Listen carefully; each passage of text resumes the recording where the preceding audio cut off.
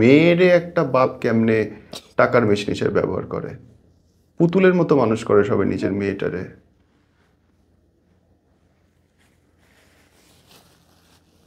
বারে বারে যতবার বলতেছেন আপনার বাপ আপনাকে উঠতে দেন, আপনার বাপ আপনাকে খাইতে দেন, আপনার বাপ আপনাকে বের করে দেয়, একটা মেয়েকে একটা বাপ কোনোদিন এই অত্যাচার করার আমি জীবনে। আমার বলতে সেই টাকা হইব না, 10,000 টাকা করে দিতে হইব। মাই গড, আপন মা হুম, তার পেট থেকে আপনি বাড়াইছেন, হ্যাঁ, তার হাতে খাইতে আপনাকে প্রতি মাসে 10,000 টাকা দিতে হবে, জি, এবং সে নিজে মুখে বললো। নিজের মুখে বলছে। আমি যখন না খেয়েছিলাম, আমাকে যখন লাত্তি দিয়ে বের করে দিছে, তখন তো এই বোন ছিল না, এই মেয়ে কই ছিল। তো আমরা 3 বোন 1 ভাই, আমার ফ্যামিলি। আর আমার বাবা 2 বিয়ে করছে, 2 বিয়ে করার ঘরে তো আমার স্টেপ মাদার মানে সৎ মা। তো মানে বুঝে নিতে যে সৎ মার কীভাবে একটা বেশি পড়াশোনা করতে পারি নাই, ক্লাস 9 পর্যন্ত পড়াশোনা হয়েছে আমার, মানে এসএসসি কমপ্লিট করতে পারিনি। তো আপনার ফ্যামিলি থেকে মনে করেন আমি আগে জব করতাম, প্রাইভেট কোম্পানিতে জব করতাম। তো জব করার পর মানে আমার ফ্যামিলি কি দেখা যায় যে আমি জব করব, আমার টাকা দিয়ে আমি সংসার। কিসে চাকরি করতেন আপনি? আমি ওই যে স্কাউট ভবনের যে কাকরাইলের মোড় আছে না, ওইখানে আপনার একটা এজেন্সিতে ইয়াতে করতাম, এজেন্সি না সরি, ওই যে স্কাউট ভবন আপনার যে কোনো একটা প্রাইভেট কোম্পানিগুলো আছে না, ইয়াগুলো এরকম একটা ইয়ের সাথে। তো জব করার পরে ওইখানে পরে মনে করেন আমার 2015-14-তে তো আমি জব করতেছি, তখন আমার মেজো বোনের বিয়ে ঠিক হয়, মানে আমাকে রেখে বিয়ে ঠিক হয়। কারণ আমি যদি আমাকে যদি বিয়ে দেয়, তাহলে তো আমি যে ইনকাম করতেছি সেটা তো তারা পাবে না। তো পরে আমার বোনের বিয়ে হয়, তখন আমার বাবা বাহিরে চলে যায়, আমার বাবা বাহিরে থাকতো দুবাইতে থাকার পরে পরে উনি আমাকে হঠাৎ করে নিয়ে যাবে বাসা বাড়ির কাজে। হ্যাঁ, তো পরে বলতেছে যে না, ওরে বিয়ে দেওয়ার দরকার নেই, আগে মেজোটাকে দেখো, ওর আমি বাহিরে নিয়ে আসবো। তো আমি বাহিরে গেলাম 2014 না 15-তে আমি বাহিরে গেলাম দুবাইতে, আমার বাবা নিয়ে যাওয়ার পরে। তখন ওইখানে তো মনে করেন বাসা বাড়ির কাজে আমি তো তেমন একটা কিছু বুঝি না। তো ওইখানে 2 মাস ছিলাম দুবাইতে। 2 মাস থাকার পরে আপনার ওনারা আমার উপর অনেক অত্যাচার করে, মানে ফিজিক্যাল না, মানে আপনার ওই বাসা বাড়ির কাজের দিক দিয়ে কিরকম? মানে রাত দিন মানে 24 ঘন্টায় কাজ করায়। হ্যাঁ, তারা আমার অনেক কাজ করাইতো, এই রান্না বান্না, তারপরে বেবি সামলানো, এগুলা। পরে মনে করেন এইভাবে কাজ করতেছি। তো আমার হঠাৎ আমি যে বাসায় কাজ করার জন্য গেছি, সেই বাসায় ওনার বেবি হইতেছে 5 জন। আর আমাকে দেখে তারা নিয়ে, আমি খাদ্দামা, ওখানে খাদ্দামা বলে কাজের যে মহিলা, তাদের বলে খাদ্দামা। তো আমি যাওয়ার পরে তারা আবার কি করলো, তার বোন আসলো, বোনকে নিয়ে আসলো, বোনের আরো 5 জন, মোট 20 জনের রান্না বাড়া। আমাকে বইলা নিয়ে গেছিল 2 জন খাদ্দামা। তা আমি ওখানে যা দেখি আমি একা। তো আমি তো মনে করেন বাসায় একটা গ্লাস পানিও ঢেলে খাইনি, আর ওইখানে যাওয়ার পর তো এত কাজ। হ্যাঁ, পরে মনে করেন ঠিক মতো খাবার দিত না। হ্যাঁ, ঠিক মতো খাবার দিত না। আবার যে ওইখানকার টেম্পারেচার এখানকার টেম্পারেচার তো অনেক ডিফারেন্স আমাদের বাংলাদেশের। তো আমি আবার কি করতাম, অনেক গরম তো দেখা যায় যে কাজটা শেষ করার পরে ফ্রিজে যে বরফ করে আমি আবার ওই বরফটা দিয়ে গোসল করতাম, ঠিক আছে। তারা আবার কি করতো, ওই বরফটা রাখতে দিত না ফ্রিজে, মানে এই গরম পানি দিয়েই তোমার গোসল করতে হবে। ও মাই গড। তারপরে আবার রোজার সময় রোজা রাখতে হবে, রোজা রেখে এই 19-20 ঘন্টা কাজ করতে হবে। কি অমানুষিক অত্যাচার! হ্যাঁ, ওই আরব কান্ট্রি খাবার দিত না, মানে এটা শুনে তো খুব অবাক লাগলো আমার। হ্যাঁ, মানে আরবরা এত খারাপ? অনেক খারাপ, মানে তারা, আমরা বলি যে তারা মুসলমান, কিন্তু তারা নামে মুসলমান। হ্যাঁ, তারা অনেকই অমানবিক। তারপর মনে করেন রোজার সময় সে একটা রোজাও ভাঙতে পারবো না, রোজা রেখে আমার এই 19-20 ঘন্টা আমাকে কাজ করতেই হবে, বাধ্যতামূলক। একটা কিচেন আপনার ক্লিন করতে 3 ঘন্টা লাগতো, মানে এত বড় কিচেন। তারপর মনে করেন এই রাত্রে বাংলাদেশ টাইম দেখা যায় 1-2টা বাজে যায় ঘুমেতাম কাজ শেষ করে। তারপরেও মনে করেন শান্তি মতো ঘুমাতে পারতাম না, কারণ ওইখানকার বেবিরা মানে বাচ্চারা খুবই জ্বালাতন করতো রাত্রে, যেহেতু সারা রাত্র ওনারা জাগা থাকতো, খেলতো, অনেক কষ্ট হয়েছে। তারপরে এইভাবে কাজ করতে করতে 1 মাস ওই বাসায় চলে গেল। ইরানের বাসা ছিল, ওই মহিলা ছিল ইরানের, আর লোকটা ছিল ইন্ডিয়ান। তো পরে হঠাৎ করে আমার একবার মানে জ্বর আসলো 104 ডিগ্রি, হুম 104 ডিগ্রি জ্বর। তো আমাকে হঠাৎ করে বলতেছে তুই সোফা ক্লিন কর, হুম সোফার এসি ক্লিন কর। তা আমি বলছি, দেখ আমি তো নড়াচড়া করতে পারতেছি না, আমি তো অনেক সিক। হ্যাঁ, তো আমি দেখাইতেছি যে দেখ আমার তো অনেক জ্বর, আমি ফিভার, আমি অনেক জ্বর, আমি নড়াচড়া করতে পারতেছি না। ও কি বললো, তোর এটা নিয়ে কাজ করতে হবে। তো হঠাৎ করে আমি কি করলাম, মাথা ঘুরে পড়ে গেছি, যেহেতু 104 ডিগ্রি জ্বর ভাইয়া, তো বুঝে নেই তো। হুম পরে কি করলো, আমাকে অন্য একটা আলাদা রুমে মানে দিয়ে রাখলো। ওই ওই রুমে এসিও নাই। হ্যাঁ, মানে আমার শাস্তি, আমি না করছি কেন, আমার শাস্তি। পরে আমাকে সারাদিন না খাওয়া রাখলো, আর ওই এসি রুমে আমাকে রেখে মানে নন এসি রুমে আমাকে রেখে দিল। সারাদিন আমাকে খাবার দাবার না, কোনো মেডিসিন না। পরে যখন রাত্রে ওই লোকে মানে যে গার্জেন আসলো, লোকটা আসলো, ওনার হাজব্যান্ড, তো ওনার হাজব্যান্ড, আমি তো আবার একটু হিন্দি ভাষা আবার বলতে পারি মানে ইতে। তো আসলে পর ওর সাথে আমি কথা বলতেছি যে দেখ এরকম এরকম আমাকে সারাদিন না খাওয়া রাখছে, আর আমি এরকম। তো আমি আসার আগে ওর হাজব্যান্ডও বিচার দিতেছে যে এরকম এরকম ও কাজ করে না। তো আবার আমি বলতেছি দেখ আমার তো জ্বর। তো উনিও দেখে বললো যে না, ও তো অনেক জ্বর।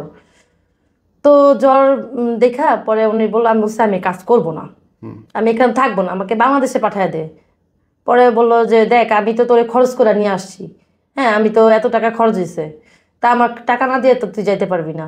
আমি বলছি, আমি টাকা দিয়ে তো আসি, আমি তো উল্টা বাংলাদেশ থেকে ঋণ করে আসছি, আমি জানি যে খাদ্যামার বিষয় আসলে এখানে কোনো টাকা পয়সা লাগে না। হুম তো ওই লোক বলতেছে আমি তোরে প্লেন ভাড়া দিয়েছি, আদারওয়াইজ তোর আকামা সবগুলো আমি খরচ দিয়ে নিয়ে আসছি। হুম তো বলছে আমি এগুলা জানি না, আমি বাংলাদেশ থেকে ঋণ করে আসছি, এখন আমার বাংলাদেশে যে আমার ঋণ দিতে হবে, আমি এখন এখানে তুই আমাকে কাজ করালে, আমি তো এভাবে কাজ করালে আমি তো পারবো না থাকতে।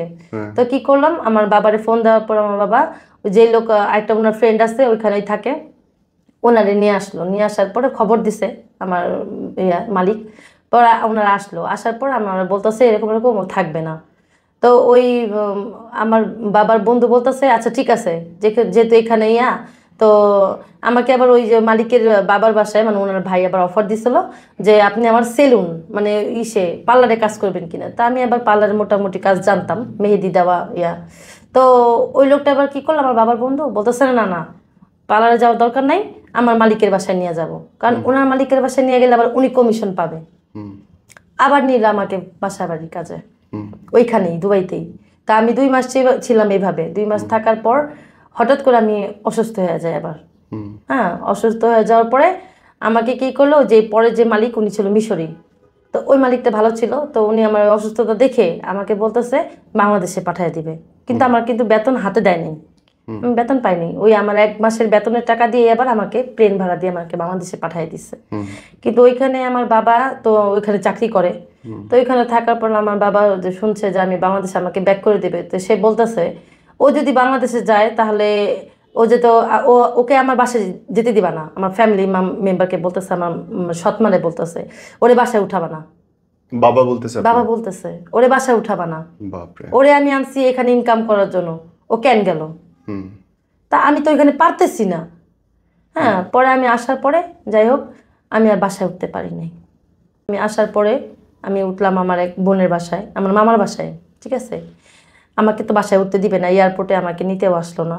তা আমি এয়ারপোর্ট থেকে আমি আমার মামারে ফোন দিছি যে এরকম এরকম আমি বাসাতে উঠতে দিবে না, আপনি যদি একটু কষ্ট করে আমাকে একটু রাখেন কয়েকটা দিন, তারপর আমি থাকার ব্যবস্থা করে আমি চলে যাবো অন্য কোনো জায়গায়। তারপর আমি বাসায় আর গেলাম না।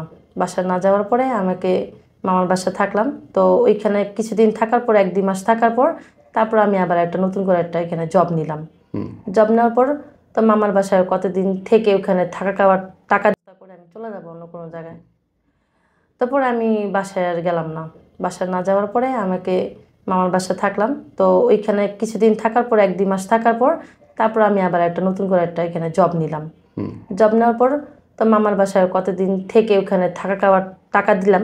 তারপরে ওইখানে থেকে পরে আবার অন্য জায়গায় আমি চাকরি মুভ করলাম, এই আপনার এসেছে নারায়ণগঞ্জ। ওইখানে আবার নারায়ণগঞ্জের চাকরি, ওইখানে গেলাম চলা। হুম যাওয়ার পরে মানে এর মধ্যে কিন্তু আমার ফ্যামিলির মধ্যে কোনো যোগাযোগ নাই, আমার কেউ আপনার সাথে যোগাযোগ কেউ করতে যোগাযোগ করে নাই, একবার ফোনও দেয় নাই? না কি বলেন? একবার কেউ ফোনও দেয় না যে আমি বাংলাদেশে আসছি, কোথায় আসছি, কিভাবে আসছি, কি খাইতেছি, কেউ ফোনই দেয় না আমাকে। ও মাই গড। মানে আমার বাবার কথা যে আমি তোকে ইনকাম করার জন্য নিয়ে আসছি, তুই কেন আমার কথা ছাড়া ওখানে গেলি করে আমার বিয়ে ঠিক করলো একটা বয়স্ক লোকের সাথে। আর বয়স্ক লোক, ওনার বয়স হচ্ছে 60 বছর। 60? তখন আপনার কত? তখন আমার মেবি কত হবে, 24। ও মাই গড, 40 বছরের পার্থক্য। হ্যাঁ।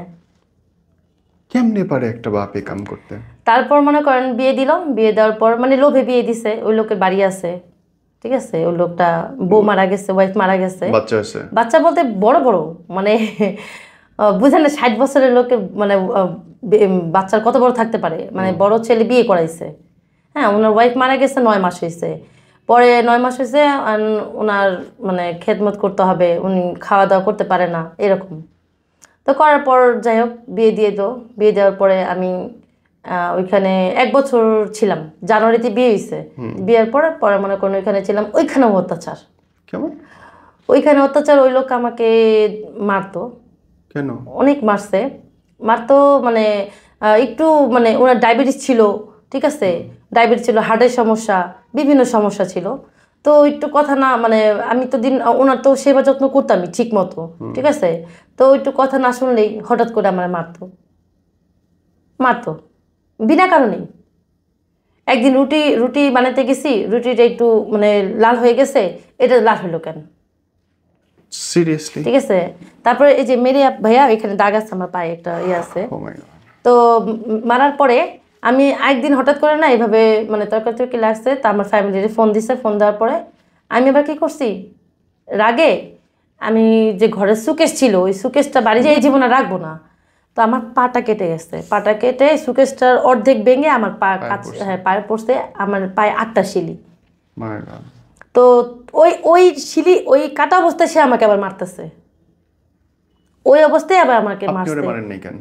আমি কিভাবে মারবো, ওনার ওইখানে তো ওনার ছেলে, ছেলের বউ, তারপরে ওনার আরো ছেলে মেয়ে ছিল, ওরা ধরে নাই, কেউই ধরে নাই, ওরা আরো মারতেছে, উনি আরো মারতেছে। মারার পরে যাই হোক, তো উনি ওনার ছেলে নিয়ে যখন ঘর থেকে বের হয়ে গেছে, হ্যাঁ মানে কোথাও একটা কাজে গেছে, আমি আবার কি করছি ওইখান থেকে পালায় বের হয়ে এসেছি আমার ফ্যামিলিতে। আমি এক কাপড়ে বের হয়ে গেছি, আমাকে আবার ডাক্তারই না বাসায় আবার চিকিৎসা করাইছে যাতে কেউ বুঝতে না পারে। পরে আমাকে চিকিৎসা দেওয়ার পরে আমি সাথে সাথে সন্ধ্যার পরে বের হয়ে গেছি, বের হয়ে যাওয়ার পরে আমি আমার ফ্যামিলিতে গেছি, আমার ফ্যামিলির মানুষ আমাকে নেবে না, দোষ তোর, তুই কথা শুনলে, তুই হয়তো কোনো কথা শুনোস নাই এই জন্য তোকে মারছে, তো সব দোষ আমার। আমার পরে আমার যে বড় মা যে আমাদেরকে রেখে চলে গেছে, ওই বড় মার কাছে ওই বড় মার আমি কান্নামান্না করে মানে কান্নাটানা করে আমি বললাম যে এরকম এরকম, তো আমার মা আমাকে জায়গা দিল, লুকায় রাখলো। 25 দিন আমি লুকায় ছিলাম, ওই লোক আমাকে খুঁজতেছে হয়রান হয়ে, সে বাসায় সাথে আমি নাই। পরে সে সাথে সাথে কি করলো, থানায় গেছে, থানায় যাওয়ার পর আমার নামে অভিযোগ দিল, আমি বাসা থেকে 15 ভরি স্বর্ণ নিয়ে 10 লক্ষ টাকা নিয়ে বের হয়ে গেছি। সে আমার অভিযোগ দিছে, জিটি করছে। কিন্তু আপনি তো পারিছেন এক কাপড়ে, এক কাপড়ে, আমি তো আমার জানটা বাঁচানোর জন্য আমি বের হয়ে গেছি। পরে যাই হোক এভাবে ওনারা ইয়া করলো, পরে পুলিশ টুলিশ আমার বাসায় আসলো, আমাদের বাসায়, তাই আমাকে পায় না, পরে পরে উনি আবার কি করলো, এলাকার যে চেয়ারম্যান আছে ওনাদেরকে নিয়ে, এলাকার কিছু লোকজন, উনি একটু ক্ষমতাশীল ছিল, তো পরে মনে করেন লোকজনটা নিয়ে এইভাবে বসতো, আসতো, ফলো করতো যে আমি আসছি কিনা, অথচ আমাকে তো পাশের ফ্ল্যাটে লুকায় রাখছে। তো পরে আমার ফ্যামিলি কন্ডিশন দিল যে ঠিক আছে, মানে বিয়ের পরে তাদের সাথে কথা ছিল যে আমার নামে একটা ফ্ল্যাট দিবে, সেটা দেয় নাই। তো বলছে যে আচ্ছা ঠিক আছে, তো ওর নামে যে ফ্ল্যাটটা দেওয়ার কথা সেটা দিতে হবে।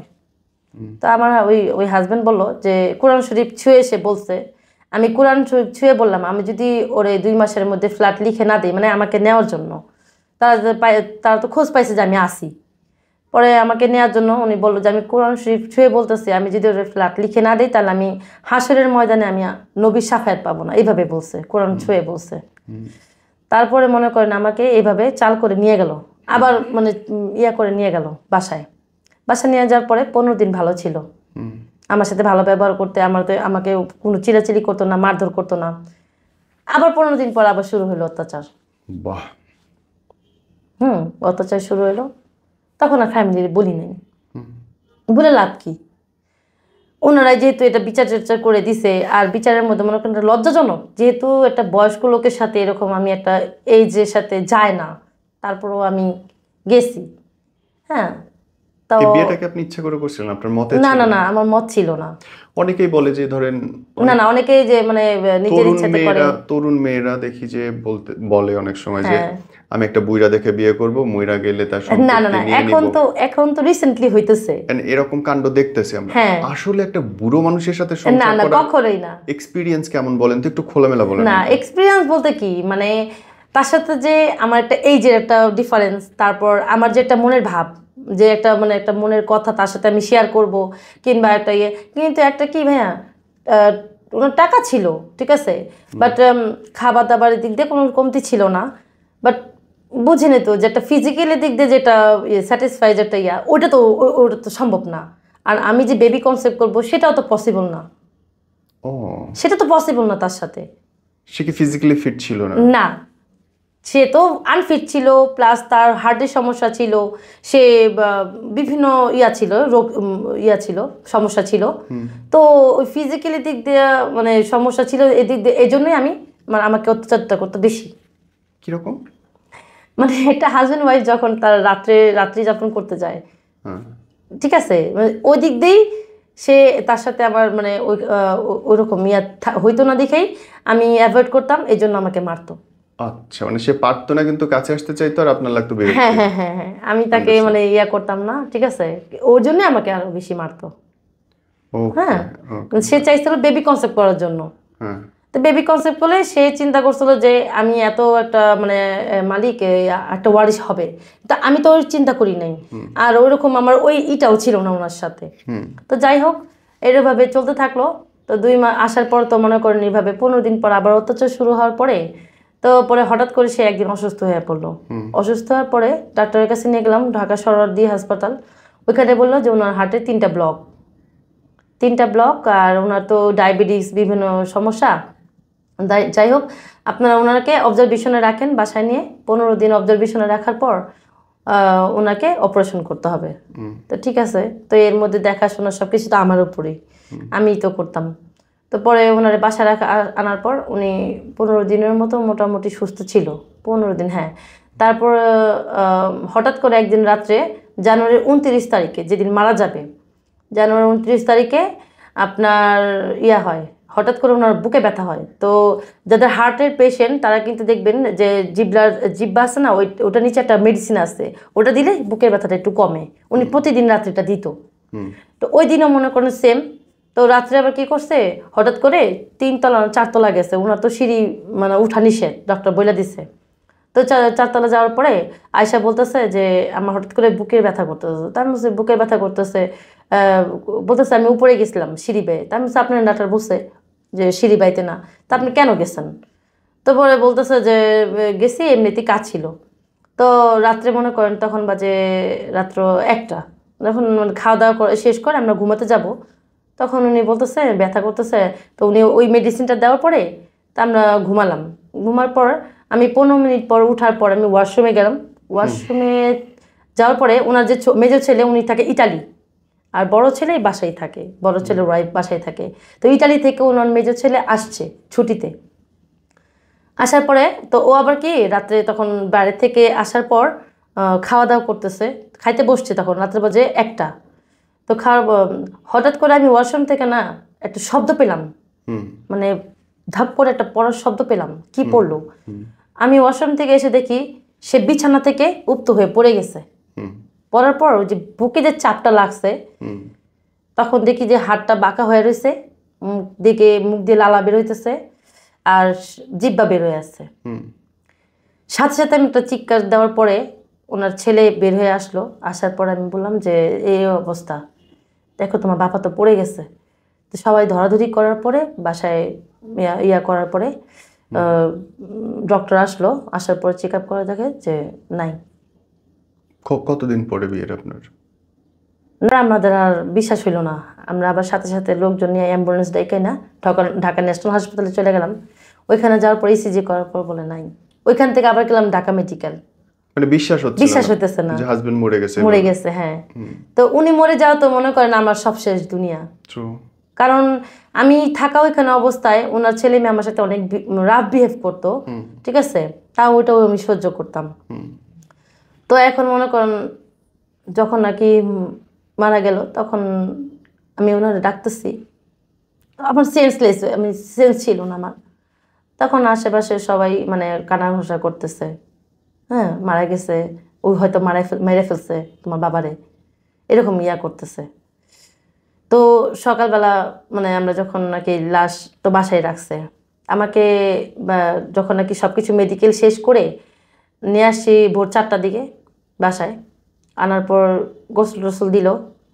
তো তখন আমি কান্না করতেছি যখন বৈশা, তখন উনি বিয়ের সময় আমাকে কিছু গোল্ড দিছিল, হ্যাঁ গোল্ডগুলো ছিল। তো দেওয়ার পরে ওই গোল্ডগুলো মনে করেন তারা নিয়ে গেছে খুলে, আমার কাছ থেকে খুলে নিয়ে গেছে। ওই অবস্থায় আমি যখন কান্না করতেছি, ওনার ছেলে মেয়ে, আর ক্যাশ ছিল আপনার 1.5 লাখ টাকা ঘরেই রাখা ছিল, ওইটাও নিয়ে গেছে আমার সামনেই, কিন্তু আমি কিছু বলতে পারি নাই। তো আশেপাশে তো পরে মনে করেন লাস্টটা যখন বাইরে রাখছে, লাস্টটা আমাকে দেখতে দেয় না, আপনি আমার বাবার সামনে আসবেন না। সাথে সাথে মনে করেন যত ফাইল ছিল ওর বাবার, যে সম্পত্তির যে ফাইল ছিল, এখানে বাইরে কিন্তু লাশ পড়ে আছে, আর ওইখানে ওর ছেলে মেয়ে, ওইখানে ওনার ছেলে মেয়ে ওই ফাইলগুলো নিয়ে বের করতেছে। বাবার লাশ কিন্তু বাইরে পড়ে আছে, আর আমি কিন্তু তার জন্য কান্না করতেছি। যেহেতু মনে করেন আমার জীবনে সব কিছু শেষ হয়ে গেছে, আমি সম্পত্তি দিয়ে কী করবো? স্বামী না থাকলে একটা মেয়ে স্বামী না থাকলে তো তার কোনো নেই, সে বয়স্ক হোক আর ইয়াই হোক। একই। তো পরে মনে করেন তারা মনে করেন যত আলমারির ভিতরে যত ছিল তারা সরাই ফেলছে। আলমারির চাবিটা যেটা ছিল আমার হাতে সেটাও নিয়ে নিছে। যাই হোক, তারপরে দেশে গ্রামে দেশে গেলাম বাড়িতে, এখানে এক জানাজা দিয়ে ওইখানে জানাজা হলো মুন্সিগঞ্জ। তারপর আমি ওইখানে যাওয়ার পরে ওইখানে 3 দিন ছিলাম। 3 দিন থাকার পর আমাকে ওরা কি করলো যে আম্মা আপনি বাসা চলে যান, আমাকে আম্মা বলে ডাকলো। যেহেতু ওদের কাছ থেকে ওদের থেকে কিন্তু বয়স আমি তেমন একটা ডিফারেন্সটা, কিন্তু ওদের বাবার কাছে তো আমি ইয়া। তো যাই হোক বললো যে আম্মা, আমি বললাম কি চাবিটা দাও, আমি বাসায় যাব। যেহেতু 3 দিন হয়ে গেছে, হ্যাঁ মিলাদ টিলাদ পড়াইছে, তা আমি আমার বাসায় যাব না? যেখানে আমি ছিলাম আমার স্বামীর বাড়ি, ওইখানে তো আমি যাব, এখন আমি যাওয়ার রাস্তা কোথায়? তো ওনারা বললো কি আপনি বাসা যাবেন না, আপনি বাসায় যাবেন না। কেন যাব না? আপনি আপনার বাবার বাসায় যান, আমরা আপনাকে যখন বিচার সালিশি হবে তখন আপনাকে ডাক দিব। কেন বিচার সালিশি হবে? আমি আমার স্বামীর বাসায় যাব, এখানে বিচার সালিশি তো হওয়ার কিছু নাই। পরে বললো যে না আপনি বাসায় যান। পরে কি করলাম, আমার মাকে নিয়ে আমি ঢাকায় বাসায় চলে আসলাম। বাসায় চলে আসার পর আমার বাবার বাড়িতে, ঠিক আছে, বাবার বাড়িতে গেলাম। তখন আমার বাবা বলতেছে এখানে কিভাবে বাবার থাকবে? সাথে আপনার তো শত্রুতা কিসের বলেন তো? ওই যে তাকে যে আমি টাকা ইনকাম করে খাওয়াইতে পারিনি। টাকার মেশিন হন নাই বলে বাপ আপনার হ্যাঁ। দেখতে পারে না? হ্যাঁ। তো নিজের মেয়েরে, ছেলে হইলে কথা কয় একটা, কিন্তু নিজের মেয়েরে একটা বাপ কেমনে টাকার মেশিন হিসেবে ব্যবহার করে? পুতুলের মতো মানুষ করে সবাই নিজের মেয়েটারে।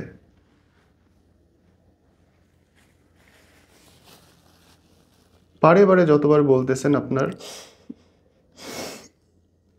বাপ আপনাকে উঠতে দেন, আপনার বাপ আপনাকে খাইতে দেন, আপনার বাপ আপনাকে বের করে দেয়, একটা মেয়েকে একটা বাপ কোনোদিন এই অত্যাচার করার আমি জীবনে শুনি। তখন আমি বের হয়ে তখন আমি আমার মার বাসায় মানে আমি আর আত্মীয় বাসায় গেলাম। যাওয়ার পর আমি ওদের হাতে পায়ে ধরে কান্না করতেছে যে আমার তো যাওয়ার জায়গা নাই, বাসা থেকে মানে বের করে দিছে, মানে তারা বলতেছে যে এখানেও জায়গা নেই। তখন আমার মামাতো বোনের বাসা ছিলাম। তো পরে মনে করেন যখন ওই বাসা থেকে বিচার হবে যেদিন, তখন আমি লোকজন ধরলাম যে আমার তো মানে উইক, আমি তো উইক, হ্যাঁ আমার তো আপনজন তারাও তো আমার সাথে নাই, তো আমার বিচারে যাবে কে, মুরব্বি যাবে কে? তখন আমি অন্য এক লোক ধরলাম, আমার ওই এলাকারই একজন ভাইরে ধরলাম যে ভাই দেখেন এরকম এরকম দিন ওরা বিচার বসাইছে, ওই বিচারে তো যেতে হবে, আমার তো থাকতে হবে, যেহেতু আমি ওখানকার ওয়ারিশ। পরে উনি আমার লোকজন ওনার ফ্রেন্ড সার্কেল নিয়ে ওই বিচারে গেল। যাওয়ার পরে বিচারে বলল যে উনি ওনার স্বামীর যে 2 আনা যেটা হক ওটা উনি পাবে, কিন্তু এখন না, যখন সম্পত্তি ভাগ করা হবে তখন। তো ওনার ছেলে মেয়ে উঠে বলতেছে উনি কিছুই পাবে না, আমার বাবা প্রায় 70 থেকে 80 লাখ টাকা ঋণ করে গেছে, উনি কিছুই পাবে না। তারপরে বললো যে ঋণ যে করে গেছে ঋণ দেখান, অথচ আমার হাজব্যান্ড কিন্তু কোনো ঋণ ছিল না, আমি তো জানি কোনো ঋণ ছিল না। পরে বললো যে না, ওনাকে উনি এখন এই বাসায় থাকতেও পারবে না, যেহেতু ছেলে মেয়ে বড়, ঠিক আছে, 3টা মেয়ে 2টা ছেলে, 3টা মেয়ের থেকে 2টা মেয়ের বিয়ে হয়েছে, একটা ছেলের বিয়ে হয়েছে, আর একটা ছেলে একটা মেয়ে আনম্যারিড।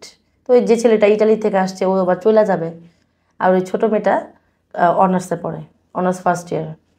তো পরে বললো যে ওনার যে যার ছেলেগুলো বড়, ওনাকে এইভাবে রাখা যাবে না এই বাসায়, উনি ওনার বাবার বাসায় থাক, মাসে মাসে ওনাকে 5,000 টাকা করে দেওয়া হবে হাত খরচ, যতদিন না পর্যন্ত সম্পত্তি বাটোয়ারা হইতেছে। তো যাই হোক, আর আমার নামে যে ফ্ল্যাটটা রেখে গেছিলো, মানে ওটা তো লিখিত দেয় নাই, ঠিক আছে, শুধু বলছে যে দিবে, যে 2 মাস টাইম নিয়েছিল না, ওই 2 মাসের আগেই তো চলে গেল। পরে তো যাই হোক, আমাকে আমার আপন মা যে, আমার আপন মাও আমাকে রাখতে চায় না। কেন রাখবো? কেন রাখবে না? আমি কিভাবে থাকবো? আমি বিনা টাকায় তাদের সাথে কিভাবে থাকবো? এটা তো বাচ্চা, নিজের সন্তান। হ্যাঁ, নিজের সন্তান, কিন্তু ওর সন্তান। কাছে টাকা পয়সার হিসাব কিসের? এটাই টাকা পয়সার, এটাই হিসাব। পরে মনে করেন আমার মা আমাকে রাখবে না, রাখার না রাখার বলো, পরে আমাকে ওই যে 5,000 টাকা করে দিবে। তো আমার মামা তো বোনের বাসা ছিলাম না আমি, তো আমি ওরে বললাম দেখ, আমাকে যেহেতু 5,000 টাকা করে দিবে, তা আমি তোর এখানে থেকে খেয়ে 3,000 টাকা করে আমি দিয়ে দেবো, বাকি তো আমার কিছু লাগে টুকিটাকি। তো তারপরেও আমার মার কাছে ওরা বলে টলে আমার মার কাছে ওই রাত্রে দিয়ে আসলো যে ফুপু তোমারই তো মেয়ে, তোমারই তো সন্তান, রাখো। তো থাকার পর আমার মা রাখলো, রাখার পর তা আমি মনে করেন কয়েকদিন থাকার পর আমাকে বলতেছে এই টাকায় হবে না। আমি আমার মারে বলছিলাম যে 5,000 টাকা দিব, ঠিক আছে, আমি দিয়ে বললাম কি মা তুমি রাখো, আমার খরচ লাগবে না, তুমি রাখো, এটা আমার থাকা খাওয়া, মানে আমি যে খাইতাম থাকতাম এটা রাখ। আমার বলতেছে এই টাকা হইব না, 10,000 টাকা করে দিতে হইব। মাই গড, আপন মা, হুম। তার পেট থেকে আপনি বাড়াইছেন, হ্যাঁ। তার হাতে খাইতে আপনাকে প্রতি মাসে 10,000 টাকা দিতে হবে, জি, এবং সে নিজে মুখে বললো এটা। নিজের মুখে বলছে। তো যাওয়ার কোনো জায়গা নাই মা, তোমারে দিয়ে এই দুনিয়া আমি দেখছি মা, আমার যাওয়ার জায়গা নেই মা।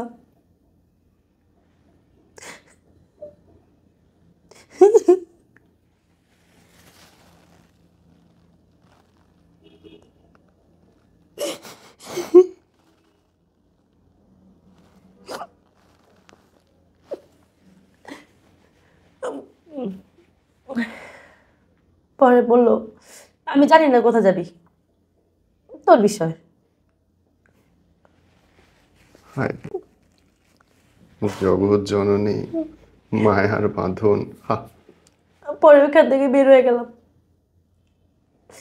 ওইখান থেকে বের হয়ে সেই বোনের বাসায় গেলাম, বোনের হাতে পায়ে ধরে বললাম আমি এখানে যে কয় টাকা লাগে আমি দিয়ে দিব, প্লিজ তুই আর আমার রাখ। তো ও রাখলো, রাখার পর ওই যে আমার যে ফ্ল্যাটটা দেওয়ার কথা ছিল না, ওইটা নিয়ে ওরা আমার নামে মামলা দিল। মামলা দেওয়ার পরে সেই মামলা আমি 1 বছর চালাইছি, চালানোর পরে মামলা আমার পক্ষে রায় হয়েছে। তো উকিল আবার বললো কি দেখেন এটা ফৌজদারি মামলা বলে, যেটা সম্পত্তি, এখন এটার বিষয়ে, এটার মামলার বিষয় কিন্তু অনেক টাকার খরচ, আপনি মামলাটা চালাতে পারবেন না, শুধু শুধু ওদের পিছনে দৌড়ায় লাভ নাই, ঠিক আছে। তো যাই হোক, এলাকার বলো কি এলাকার মেম্বার আছে, ওনাদেরকে নিয়ে আপনি বসেন, বৈশা ওরা যে কয় টাকাই দেয় এটা নিয়ে আপনি সন্তুষ্ট থাকেন, যে কয় টাকাই দেয়। তারপর ওরা বিচার আচার করলো, এটাও নিয়ে আমার 6 মাস ঘুরতে হয়েছে, 2 বছরের কাছাকাছি। তো এটা নিয়ে আমি করলাম, করার পর পরে কি করলাম, বিচারে যখন হইলো বসলো, ওনারা বললো যে ওনারা কিছু টাকা দিয়ে দেন, ওনারে 7 লাখ টাকা দিয়ে দাও, ঠিক আছে, অথচ আমার ফ্ল্যাটের দাম কিন্তু 40 লাখ টাকা তখন। তো আমি মানবো না, যেহেতু আমার ফ্ল্যাটের দাম এত, আমি কেন মানবো, আমি তো ওয়ারিশ। তো পরে না কি করলো, যে না এত টাকা নিতে হবে। পরে ওনারা বিচার বিচার করে তখন আমার ফ্যামিলি আবার আসছে, টাকার কথা শুনছে, তখন আসছে। আসার পর ওনারা আবার আমার সাথে মানে মিউচুয়াল হয়েছে। হ্যাঁ, আমাকে ইয়ে করার পর পরে টাকাগুলো আনার পর ওনাদের হাতে দিলাম, বুঝছেন?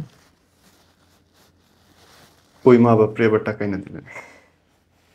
যেহেতু মা বাপ, মা ওই মা। কি করবো। তারপর মানলো কি করে আপনার টাকাটা? হাওয়া করলো কেমনে?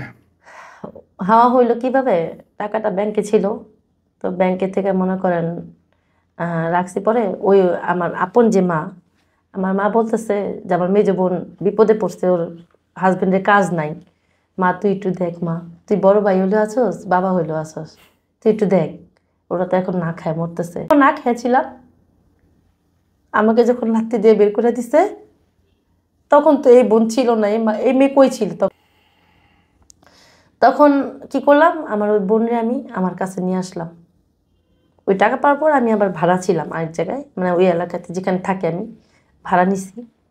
তো ওইখানেই আবার আমার বোনের নিয়ে আমি আবার আসছি। হ্যাঁ, আমার বোনের নিয়ে ফ্ল্যাটে ভাড়া নিলাম। ওই বোনের জামাই কাজ নাই, তো ওদের টোটালি খাবার দাবার যা আছে মনে করেন এভরিথিং সব কিছু আমি মানে আমি রেসপন্সিবিলিটি কত নিলাম। মাস? 3 মাস। তারপর 3 মাস থাকার পর হঠাৎ করে আমার বোনের সাথে একদিন একটা কথা নিয়ে, সামান্য একটা কথা নিয়ে আমার সাথে ঝগড়া হলো। ঝগড়া হওয়ার পর বললো আমি তোদের বাসায় খাই, তুই আমার যে রাখছোস, আমি তোর ভাত খাই না, মনে হয় বিষ খাই, এই কথাটা আমারে বললো। তো এই যে 3টা মাস আমি তোরে রাখলাম, তোরে খাওয়াইলাম, তোর হাজবেন্ডের সব কিছু ইয়া করলাম, তো বিষ খাস। পরে হঠাৎ করে মনে করেন আমারে বললো আয়শা, ওই পরের দিন ওর যে হাজবেন্ড বলতেছে আপা আমরা আর থাকবো না এখানে, আমরা চলে যাব। Very good. কোথায় যাবা? আমার যে আমার বাসা, আমাদের ওদের ওদের তো জায়গা নেওয়া কেরানীগঞ্জে, বলতেছে ওইখানে আমার আম্মা আব্বা ডাকতেছে, ওইখানে চলে যাব। 3 মাস আগে তোমার আব্বা আম্মা কই ছিল যখন আমি নিয়ে আসছি? তারপরে গেছে তো ভালো, আলহামদুলিল্লাহ, নিজের হ্যাঁ, মতো যাক। না আমি বলছি যে ঠিক আছে তোমরা যেভাবে থাকো, যেভাবে থাক তোমার পছন্দ করো, যেভাবে তোমাদের শান্তি ওইভাবে থাকো, সমস্যা নাই। চলে গেল। চলে যাওয়ার পরে পরে মনে করেন আপনি আবার বিয়ে করলেন কবে? আবার বিয়ে করছি 2000 এই যে 22-এ। কেমনে এই ছেলের সাথে কেমনে বিয়ে? এই যে এটাই আমি বলতেছি। তো ওই থাকার পরে আমি যখন নাকি যার সাথে ছিলাম, যে ওই আমার পাশাপাশি কলিগ মানে ভাড়াটিয়াই, তো পাশের এক ভাবি উনি আবার না হঠাৎ করে মোবাইল করতে করতে ম্যাট্রিমনি অ্যাপসটা দেখলো, যে বিভিন্ন বিদেশি কিংবা দেশি মানে পাত্রপাত্রীর দেখলো। দেখার পর ওই যে আমার হাজবেন্ড ওর যে বায়োডাটা সহ ওই ম্যাট্রিমনি জমা দেওয়া। আচ্ছা। তা আমিও মনে করেন ওই গিয়ে গুলশান একে ওইখানে গিয়ে আমাদের বায়োডাটা তারপর এভরিথিং যা আছে সব কিছু দিয়ে আসছি। দিয়ে আসার পর পরে মনে করেন এই দিয়ে আসার পরের দিনই একটার পর একটা প্রস্তাব আসতেছে আসতেছে আসতেছে। হঠাৎ আমার হাজবেন্ড আমাকে ফোন দিল, আমার প্রোফাইল দেখে ফোন দেওয়ার পরে বলতেছে আমি আমার ওয়াইফ আমার আমার সম্বন্ধে পাস্টার জিজ্ঞেস করছে, তা আমি বলছি যেটা সত্যি সেটাই বলছি। আমার ফ্যামিলি নাই, হ্যাঁ আমি ফ্যামিলি আমার ডিস্টেন্স, আমার ফ্যামিলির সাথে আমার এরকম একটা বিয়ে হয়েছিল, হাজবেন্ড মারা গেছে, সবকিছু এভরিথিং বলছি। উনি কিসের চাকরি করতো? উনি জব করতো আপনার ইসের ওই যে মুভিল আছে না, তেল মুভিল, মোবিল, হ্যাঁ মোবিলের ওনার কি আগে বিয়ে ছিল? হ্যাঁ, বাচ্চা আছে? বাচ্চা আছে। কয়টা? ওর আমাকে যখন বিয়ে করে ওর ওয়াইফ তখন 6 মাসের বাচ্চা পেটে। তাহলে আপনাকে কেমনে বিয়ে করলো? ও তো থাকে বগুড়ায়, ওনার বাসা দিনাজপুর, ঠিক আছে? না না ওয়েট, আপনাকে যখন বিয়ে করছে তখন তার ওয়াইফের পেটে বাচ্চা আছে? হ্যাঁ হ্যাঁ। তাহলে আপনাকে কেমনে বিয়ে করবে? সে বিয়ে করছে ঢাকায়, সে বিয়ে করছে। আপনি জানতেন যে তার ওয়াইফ আছে? না না, সে বলছে ডিভোর্স হয়ে গেছে। হ্যাঁ তাই তো, দুই বউ তো হওয়ার কথা না। না না, সে বলছে ডিভোর্স হয়ে গেছে। এই যে প্রোফাইলের মধ্যে কিন্তু দেওয়া, প্রোফাইলের মধ্যে কিন্তু দিয়েছে ডিভোর্স। ওকে। হ্যাঁ, সিঙ্গেল ফাদার, যেহেতু ওনার বাচ্চাটা ওনার বলছে আমার ওয়াইফের কাছে, তো ঠিক আছে। তা আমরা জাস্টিফাই করতে চাইছিলাম, ওই যে ভাবি আছে না আমার পাশের, উনি যে আমাকে বিয়ের এটা করে দিছে, সে বললো কি যে আমি বললাম যে ভাবি চলেন যাই, তো উনি বললেন হ্যাঁ একবার যাচাই করা উচিত, হ্যাঁ এত দূর। তো আমার হাজবেন্ড কি করলো, যখন নাকি শুনলো যে আমি যাব, ঠিকানা জানতে চাইতেছি, ও কি করলো, হঠাৎ দিনাজপুর যে ওনার মার সাথে ভিডিও কলে কথা বলা দিল আমার সাথে। হ্যাঁ, তো ভিডিও কলে কথা বলা দিল, তো বলা আমার শাশুড়ির সাথে বলা দেওয়ার তখন পর কি একবারও জিজ্ঞেস করছিলেন যে আপনার ছেলের বিয়ে থা এটা না না এগুলো জিজ্ঞেস করি নাই। কি জিজ্ঞেস করছিলেন? আমরা জিজ্ঞেস করছি যে কথা হয়েছে যে আন্টি, তখন আন্টি বলতাম যে আন্টি কেমন আছেন, বললো হ্যাঁ। তো বললো যে মা আমি তো তোমাদের বিয়েতে আসতে পারবো না, আমার ছেলে তোমাকে পছন্দ করছে, আমারও পছন্দ হয়েছে তোমাকে, হ্যাঁ, তা আমি তো বিয়েতে আসতে পারবো না, অসুস্থ, তো যাক তোমার আমার পছন্দ হয়েছে, এই এতটুকুই কথা। মানে ওর মা জানতো যে আপনি বিয়ে করতেছেন? হ্যাঁ হ্যাঁ, তার মানে ওর মা এটাও জানতো যে তার আগের বউ বউ আছে, প্রেগন্যান্ট? হ্যাঁ প্রেগনেন্ট। মাই গড, তারপর? ও এটা কিন্তু ওর কিন্তু এটা সেকেন্ড ম্যারেজ না, তাহলে আরো 4-5টা আছে।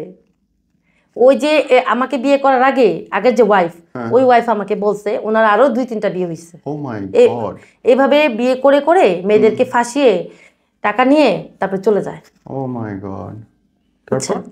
পরে যখন নাকি আয়শা হঠাৎ করে বিয়ের কতদিন পরে আপনি জানলেন যে? বিয়ের 3 মাস পর। কেমনে জানলেন? কেমনে জানলাম, যখন আমি জানুয়ারি, আমি তো ডিসেম্বরে ইন্ডিয়া থেকে আসার পর জানুয়ারিতে কনসেপ্ট করি, কনসেপ্ট করার পরে মানে বিয়ের 1 মাসের মধ্যে কনসেপ্ট হয়ে গেছে। হ্যাঁ, তার মানে এটা ওর একটা চাল ছিল? চাল ছিল, হ্যাঁ। হ্যাঁ, তো কনসেপ্ট করার পরে তখন ও যখন নাকি যে বগুড়া থেকে আসতো না, তখন ও তো অফিস ছিল, অনেক বড় অফিস ছিল, ভিডিও কলে সব, যখন সর্বক্ষণ ভিডিও কলে কথা বলতাম তখন তো ওয়াইফ আছে কিনা সেটা তো একবার হলো ওয়াইফের সাথে কথা বলবে সে ফোনে, বলতো না, তা আমি বুঝবো কিভাবে তার ওয়াইফ আছে। পরে মনে করেন যাই হোক, জানুয়ারিতে আমি বাসায় আবার চেঞ্জ করলাম, আমাদের ওইখানে আবার বাসা চেঞ্জ করলাম, ও আমাকে ফার্নিচার কিনে দিল। দেওয়ার পরে পরে মনে করেন 3 মাস যাওয়ার পরে শবে বরাত্রে, হ্যাঁ শবে বরাত্রে আপনার মার্চের 19 তারিখের আগে যে শবে বরাতটা পড়লো না, ওই শবে বরাত্রের 2 দিন আগে ও বলতেছে কি আমি চাঁদপুর যাব মোবিল দেওয়ার জন্য, ডিলারশিপ করতো, তো মোবিল দেওয়ার জন্য, তো তুমি ইয়া করো। তখন আমি তো কনসেপ্ট যেহেতু করছি, আমার শরীর অনেক উইক ছিল, অসুস্থ, তো আমি বললাম আচ্ছা ঠিক আছে যাও। তো গেল, যাওয়ার পর সে চাঁদপুর যায়নি, সে অন্য একটা মেয়ের সাথে হোটেলে ছিল। আরেকটা মেয়ে আপনি আসার পরেও? হ্যাঁ আমি আসার পরে, আমি কনসেপ্ট করার পরে কি কাণ্ড! অন্য একটা মেয়ের সাথে ওর রিলেশন, তাও আবার ও টিকটক করে, ও টিকটকে ফেমাস। কি ওই মেয়েটা? না না আমার হাজবেন্ড, উনি টিকটক করে। আপনার হাজবেন্ড টিকটকার? টিকটক করে, হ্যাঁ টিকটকার এবং ফেমাস? হ্যাঁ মেবি মানে মোটামুটি ফেমাস। কত ওর কত ফলোয়ার? কত? আমি ফলোয়ার মেবি 6K এরকম হবে। বাহ, ওকে, ঠিক আছে। তো যাই হোক, ওই মেয়ের সাথে হঠাৎ করে টিকটক করে না, ওই মেয়ের সাথে আমার যে বান্ধবী, হ্যাঁ ওরা বলতেছে তোর হাজবেন্ডের একটা মেয়ের সাথে টিকটকে। আচ্ছা, হ্যাঁ তা আমি বিশ্বাস করতাম না, পরে ওরা বলার পরে বলতেছে কি আরে না এটা আমার মামাতো বোন। আচ্ছা, ওর সাথে আমার দেখা হয়, ওর একসাথে টিকটক করছি। মামাতো বোন খেলাতো বোন হয়ে গেল। হ্যাঁ, তো পরে ধরার পরেও কি বলছে? হ্যাঁ ধরার পরে মানে যেদিন ধরা পড়ছে ওই দিন বলতেছে এটার ওয়াইফ। এটা ওয়াইফ? হ্যাঁ এটা আগের ওয়াইফ, কিন্তু আগের ওয়াইফ না। ঠিক আছে, আগের ওয়াইফ নাই, মানে আগের ওয়াইফ নয় এটা। ওই মেয়ের সাথেই টিকটকে ওর সাথে ফিজিক্যাল রিলেশন হইছে। আরে বাপ, মানে ওর সাথে দেখা করে হোটেলে, হ্যাঁ ঢাকায় আসলে ওর সাথে দেখা করে হোটেলে, আর আমার বাসায় আসে, মানে বিভিন্ন ভাবে ইয়া করে। ও মাই গড, হ্যাঁ বুঝছেন? তা আমি এটা বুঝতে পারতাছি না। তো যখন নাকি মার্চের 19 তারিখে ও আমার সাথে এটা ধরা খেলো, তো ধরা খাওয়ার পরে সকালে, হ্যাঁ না না এই মার্চে না, আপনি গত বছরের মার্চে, তোর যখন নাকি ওই ইসে গেল না চাঁদপুর, তখন আমি ফোন দিতেছি, রাত্রে গেছে, ও বলতেছে কালকে এসে পড়বো, তো সকালে আসার কথা, সকালে তো আসে না, ও তো হোটেলে। তা আমি যখন নাকি আমার ফোন দিতেছি আসো না কেন, কয়টা বাজে, আসো না কেন, আসো না কেন, তো হঠাৎ করে ওর না ফোনটা রিসিভ হয়ে গেছে, ওর কানে হেডফোন, ওর ফোনটা রিসিভ হয়ে গেছে। রিসিভ হয়ে যাওয়াতে আমি যে বলতেছি হ্যালো হ্যালো কি ব্যাপার তুমি আসো না কেন, কখন আসবা, ও কিছু শুনতেছে না। তো হোটেল বয় এসে বলতেছে কি স্যার আপনারা কখন বেরোবেন, একটা মেয়ের কণ্ঠ পাইছি আমি। তো পরে না বলতেছে কি আমরা এত সকালে আসছি, বিপদে পড়ে তো আসছি, বেরোবো আমরা 1টার সময় বেরোবো। বলতেছে চেক আউট তো এখন না, চেক আউট তো 12টার সময়। তো যাই হোক এই সব কনভারসেশন আমি শুনতেছি ওদের সাথে। শোনার পরে পরে বললো যে আচ্ছা ঠিক আছে আমি 1টার আগেই বের হয়ে যাব। ঠিক 1টার সময় তখন কিন্তু আমার মনে একটা বাড়ি মারলো, আমার হাজবেন্ড তো অন্যজনের সাথে, এতদিন তো বলছে আমি বিশ্বাস করি নাই। তো পরে বললো, তা যখন বের হয়ে 1টা বাজে আমার ফোন দিল, হ্যালো, আমি এখন ফোন ধরছো কেন, কই তুমি? বললো আমি তো হোটেলে ছিলাম, অসুস্থ, আমার জ্বর অনেক। তাই আমি বলছিলাম একটা মেয়ের কণ্ঠ পাইছি, ওটা কে? আরে না, ওটা আমার বন্ধুর মা। পরে আমি বলতেছি বন্ধুর মা তো তুই বাসায় আয়। আমার মানে রাগে আমার ফেটে যেতেছে। তো পরে বলতেছে আয় তুই বাসায় আয়। বলছে আয় তুমি আমার সাথে এইভাবে ব্যবহার করতেছো কেন? বলছে তোর সাথে কিভাবে ব্যবহার করবো? একটা শুরু মেয়ের হইলো। কণ্ঠ পাইছি। আপনাদের ডিভোর্স হইলো কখন? ডিভোর্স হয়নি এখনো। এখনো ডিভোর্স হয়নি? না না না। এই একটার পর একটা এরকম কাহিনী দেখা যাচ্ছে। হ্যাঁ, না ও যাওয়ার পরে যখন নাকি ও ধরা খাইছে, ও বাসায় আসার পরে সারা রাত তো আমাদের কথা মানে হয়েছে, বলতেছে কোরআন শরীফ ছুঁয়ে বলছে আমি কোনো মেয়ের সাথে ছিলাম না। ঠিক আছে, কোরআন শরীফ ছুঁয়ে বলছে। পরে যাই হোক সকালে আপনি কি আবার ধরছেন অন্য কারোর সাথেও ধরছেন? না, ওই মেয়ের সাথেই সকালে ধরছি। সকালে ওর ফোনে ও যখন নাকি সকাল হয়েছে তখন আমারে বলতেছে যে পাসওয়ার্ড, ওর ফোনটা আমি চাইছি, ফোনটা দেয় নাই, পাসওয়ার্ড দেওয়া রাত্রে চাইছি, বলছে সকালে দিব। সকালে যখন চাইছি তখন ও বলতেছে আমার ছোট ভাইয়ের সাথে কথা বলবো। এত সকালে ছোট ভাইয়ের সাথে কথা বলবো কেন? তখন 7টা। তা আমি চাইছি দেয় না। তখন আমি ওয়াশরুমে থেকে আস্তে আস্তে ও কি করছে, মোবাইলের যে ভিডিও আছে না, এই যে ছবিগুলা, এগুলো ডিলিট করতেছে ওই মেয়ের সাথে হোটেলের। আমি যেই সাথে সাথে হাতে থাপা দিয়ে আমি মোবাইলটা নিয়ে নিছি। নেওয়ার পর আমি বলছি তুই না তোর ভাইয়ের সাথে কথা বলবি, তুই ছবি ডিলিট করতেছিস কেন? পরে একটা ছবি ছিল ওই মেয়ের সাথে একেবারে মানে ক্লোজ। এই মেয়েটাকে তো টিকটক করে, যে এটা তোর না খালাতো বোন বললি, এই মামাতো বোন। আর কিছু বলে না। পরে ওই দিনই ধরা খাইছে মার্চের 19 তারিখে। তারপর সকাল থেকে মনে করেন এইভাবে কথা কাটাকাটি, আমার তো কান্নাকাটি, যেহেতু আমি বেবি কনসেপ্ট 3 মাস, আমার তো অবস্থা খারাপ। এখন কি অবস্থা? ও তো ওয়ারেন্টের আসামি এখন। আমি তো মামলা দিছি ওর কি নিয়ে? মামলা এই যে যৌতুক নিয়ে। ও আমার কাছ থেকে হ্যাঁ টাকাও নিয়ে গেছে আমার কাছ থেকে। কত টাকা নিছে? ও নিছে আমার কাছ থেকে প্রায় 3 লাখ 3.5 লাখ টাকার মতো। তারপরে ওর আল্লাহর কি ইশারা, ওর ওয়াইফ আমারে ফোন দিছে, যেটা আছে। ওকে, ফোনে না আপনার ফোনে? ওর ফোনে। ওকে, ফোন দিয়ে বলতেছে এই কি জানো নুসরাতের আব্বা না জানি কিসের আব্বা বললো, মেয়ের নামটা ভুলে গেছি, তুমি আসো না কেন, তুমি কোথায়? ফোনটা নিয়ে বললাম এই আপনি কে? বললো আমি ওর ওয়াইফ। বললাম আমি কে? আপনি যদি ওর ওয়াইফ হন তাহলে আমি কে? বললো আপনি কে সেটা তো আমি জানি না। বললাম আমি তো ওনার ঢাকায় ওনার ওয়াইফ। বলে আপনার কয় নাম্বার ওয়াইফ? আমি এরকমও আগেও অনেক বিয়ে শাদী করছে, করছে। তারপর ওই মহিলার সাথে আমার বললো, ওই মহিলাও কানাকাটি করতেছে, দেখেন না আমার 6 মাসের বাচ্চা পেটে। ও আমার কাছ থেকে 2 লাখ টাকা নিয়ে বের হয়েছে। আপা এই পুরো গল্পটা এত চিটিং এর গল্প আমি শুনলাম, যারা দেখতেছে তাদের জন্য যদি আপনার কিছু বলার থাকে কি বলবেন? তাদের জন্য বলা এতটুকুই যে এই দুনিয়াতে যাদের দিয়ে আমি পৃথিবীতে দেখলাম বাবা মা, সেই বাবা মাও কিন্তু স্বার্থ ছাড়া তার সন্তানদের কোনোদিনও হেল্প করে না। এখন আমার টাকা পয়সা নাই, এখন আমি আমার বাবা মার কাছে আমি অবহেলিত, মানে তাদের কাছে আমি নেই। হ্যাঁ, আমার 2 বোন তারা মনে করেন তারা স্বাচ্ছন্দ্য তাদের ফ্যামিলি করতেছে। আমি এতটুকু বলতে চাই, জীবনে বাবা মার টাকা দিয়েও বাবা মারে পরীক্ষা করা উচিত। ঠিক আছে? আর বিয়ের যে ব্যাপারটা দেখেন, বলে যে একা হইলেও মনে করেন বিয়ে শাদী, যে 5 জন নিয়ে বিয়ে বা শাদী, এটা অনেকেই কমেন্ট করবে যে ওনার ফ্যামিলি নাই তো উনি যাচাই করলো না, 5 জন নিয়ে বিয়ে করলো না। যারা 5 জন নিয়ে বিয়ে করে তারাও কিন্তু প্রতারিত হয়। হয় না ভাইয়া? হয়, বরং বেশি হয়। তারও বেশি হয়, কারণ তারা অনুষ্ঠান করে বিয়ে দেয়। আমারও কিন্তু ছোটখাটো অনুষ্ঠান হয়ে বিয়ে হয়েছে। কত হয় বেশি শেষ। হ্যাঁ, তো এই যে প্রতারক যারা, তারা এইভাবে বিভিন্ন জায়গায় করে, লোভ দেখে মেয়েদের কি আছে না আছে এগুলো দেখে করে, তাদের জন্য আমি বলতে চাই যে আমি তো জীবনে ভুল করছি, হয়তো আমার বাবা মার আমার কর্ম ঠিক ছিল না, তারা যদি ঠিক থাকতো তাহলে আমি হয়তো আজকে ভালো থাকতাম, অন্য ঘরে আমি ভালো থাকতাম, মানে আমার বেবি নিয়ে কিংবা নিয়ে। এখন যে বেবিটা আমি ইচ্ছা করলে 3 মাসে যখন আসছে পেটে, তখন কিন্তু আমি মানে শেষ করে দিতে পারতাম, কিন্তু আমি অ্যাবর্শন করতে পারতাম। তখন শুধু আল্লাহর দিকে তাকায় আমি বলছি, আল্লাহ তুমি তো আমার রিজিক দিছো, হয়তো আমার সন্তানেরও তুমি রিজিক দিছো। এটা একদিকে আবেগের, আবার যদি এটাও চিন্তা করেন যে সুযোগ থাকার পরেও আপনি একটা জানকে বিপদের মুখে ফেললেন। হ্যাঁ, আপনার নিজেরই খাবার টাকা নেই, নিজেরই জানের ঠিক নেই, সেটা আপনি আরেকটা জীবনে বিপদে ফেললেন। আমার বাচ্চাটা নিয়ে আমি ঘরে এক চাল নেই, আমার বাচ্চাটাকে আমি পাশের ঘরের থেকে আমি ভাতের ফেরাই না। এখন আল্লাহ পাক তো ডাইরেক্ট আপনার রিজিক দিয়ে যাবে না। এখন শুধু আল্লাহর কাছে, শুধু দিন রাত শুধু আল্লাহর কাছে নামাজ পড়ে, শুধু আল্লাহর কাছে বলতেছে, আল্লাহ আমি একটা একটা জীবন তোমার দিকে তাকায় আমি হয়তো দুনিয়াতে আমি এই পাপের থেকে আমি মুক্তি মানে চাইছি, কিন্তু আইনাতে আমি আরেক পাপ করলাম। এটাই আমি বলতেছিলাম।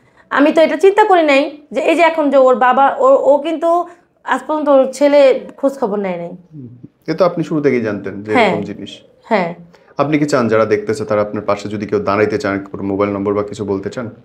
হ্যাঁ, আমি চাইতেছি যে তারা যদি আমাকে একটু হেল্প করে, হুম। তারা যদি আমাকে একটু হেল্প করে, হ্যাঁ, আমার বাচ্চাটাকে নিয়ে আমি অনেক কষ্ট করতেছি, তারা মোবাইল আমাকে নম্বর বা একটু। বিকাশ নম্বর থাকলে বলেন। হ্যাঁ, 0195-971-6618। আবার বলেন।